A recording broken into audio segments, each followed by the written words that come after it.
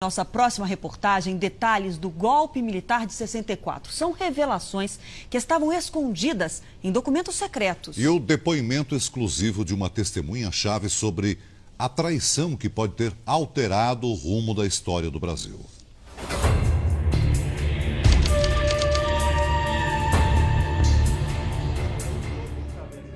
"90 anos de idade e o medo de morrer com um segredo entalado na garganta. Por isso ele procurou a família de João Goulart e finalmente conta a história do dinheiro que pode ter mudado os rumos do Brasil. Sabe quanto é que tinha naquelas malas? Tinha pouco, tinha milhões de dólares. Que o general Mauri Júnior mandou levar 3 praças lá com a chave do carro. Ele passou as malas para os praças e disse: "Ô Major, põe essas malas no meu porta-mala, tranca e traz a chave para mim."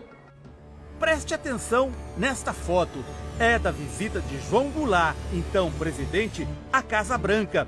Nela aparecem 2 homens que só agora sabemos foram essenciais para o golpe. Um é este general brasileiro, que se dizia amigo e aliado de Jango. Outro é o presidente John Kennedy. Ele temia que líderes como Fidel Castro em Cuba e Perón na Argentina enfraquecessem o controle dos Estados Unidos sobre a América Latina. 2 anos antes do golpe, numa conversa gravada na Casa Branca, Kennedy pergunta ao embaixador americano no Brasil, Lincoln Gordon: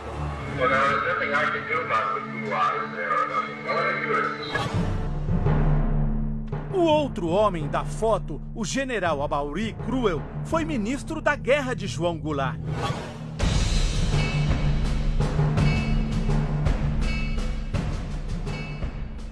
Na época do golpe, Cruel comandava o poderoso 2º Exército aqui de São Paulo. Com a ajuda dele, Goulart poderia ter tentado sufocar o golpe, mas na hora H, o general mudou de lado. Hoje, um coronel da reserva finalmente revela o que, segundo ele, levou Cruel a trair o presidente. O então major Erimar diz que no dia do golpe testemunhou um encontro de Cruel com empresários de São Paulo.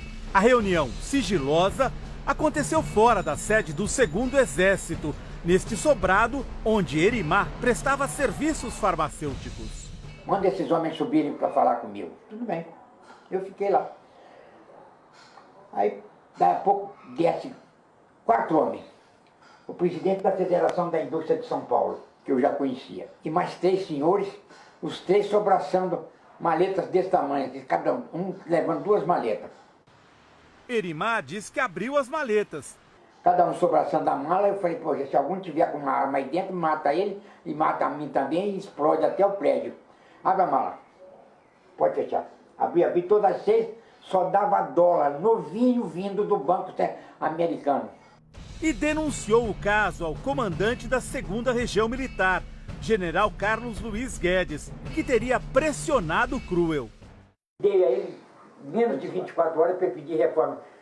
Ele na mesma hora passou a mão no papel, pediu a reforma dele, dali já foi para casa e já saiu reformado. O golpe foi deflagrado com o movimento de tropas de Minas Gerais em direção ao Rio, onde estavam o presidente Goulart, o comando das Forças Armadas e o dos golpistas. As tropas marchavam de Minas Gerais aqui para o Rio de Janeiro, mas o presidente já não estava na cidade. Em Brasília, um menino de apenas 7 anos de idade não entendia muito bem o que estava acontecendo, mas ele notou a balbúrdia quando ficou sabendo que a família ia viajar às pressas. E a lembrança de um dia diferente, as malas correndo, tem que sair rápido, a minha mãe muito nervosa, saímos atropeladamente de uma pista pequena que na época ainda tinha lá na Granja do Torto. 50 anos depois, o filho do presidente deposto não tem dúvida. A deserção de Cruel fortaleceu os golpistas. Que lhe foi proposto a Jango, inclusive pelo general Cruel, que o traiu por dólares e não por ideologia. Jango, fecha o Congresso Nacional, fecha a CGT, se afaste de Brizola, vão prender o Brizola, prender o Arraes, e você fica de presidente da República.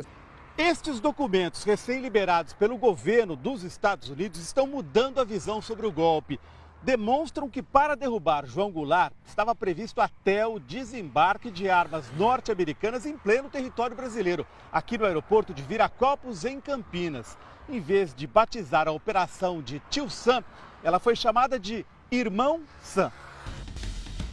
31 de março, o embaixador americano pede que sejam preparadas 110 toneladas de munição, inclusive gás lacrimogênio, para desembarque em Campinas. Elas viriam em 10 aviões cargueiros, acompanhados por 6 aviões tanque e 6 caças. 31 de março, em ligação gravada de seu rancho, no Texas, o novo presidente americano, Lyndon Johnson, ordena a assessores força total aos golpistas. Hello? Oh, Mr. President, this is George Ball. Yes, George. We had a meeting this morning. We decided to go ahead and start a naval task force out, but with no commitment. I think we ought to take every step that we can, be prepared to do everything that we need to do. I'd get right on top of it and stick my neck out a little.